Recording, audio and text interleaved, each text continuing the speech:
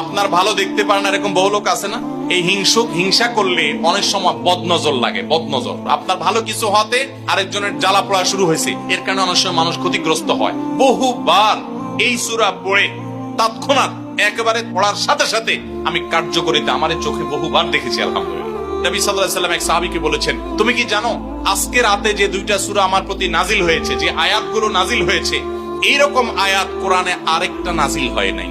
আমার বাচ্চার কোনো অসুবিধা হলে মাঝে মধ্যে আমার মিসেস বলতেন যে একটু দোয়া পড়ে খু দাও তো। আমি আমার মিসেসকে সাথে সাথে বলি, কেন, তুমি দিলে কি সমস্যা? অনেক সময় বাচ্চাকে নিয়ে আসেন, হুজুর একটু তাকে দোয়া পড়ে ফু দিয়ে দেন, একটু পানি পড়ে দেন। আমরা কি দোয়া পড়ি আজকে সেটা আমি আপনাদের সামনে ফ্ল্যাশ করে দিলাম, জানিয়ে দিলাম।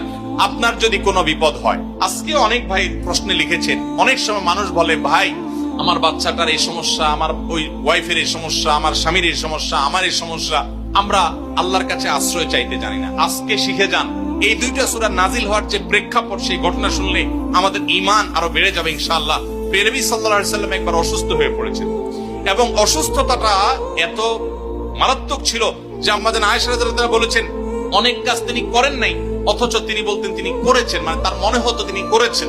আবার অনেক কাজ তিনি করেছেন, তিনি ভুলে যেতেন। মানে এরকম একটা অবস্থা তার তৈরি হয়েছে যে স্বাভাবিক না অস্বাভাবিক, আমাদের অনেকের হয়।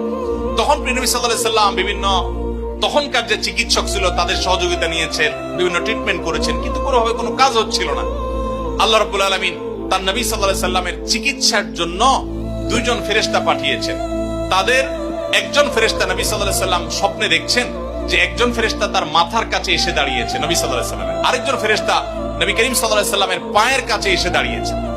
মাথার কাছে যে ফেরেশতা দাঁড়িয়েছেন, ওই ফেরেশতা পায়ের কাছে থাকা ফেরেশতাকে জিজ্ঞাসা করছিলেন যে এই লোকটার কি হয়েছে, অর্থাৎ নবী সাল্লাল্লাহু আলাইহি সাল্লামের কি হয়েছে।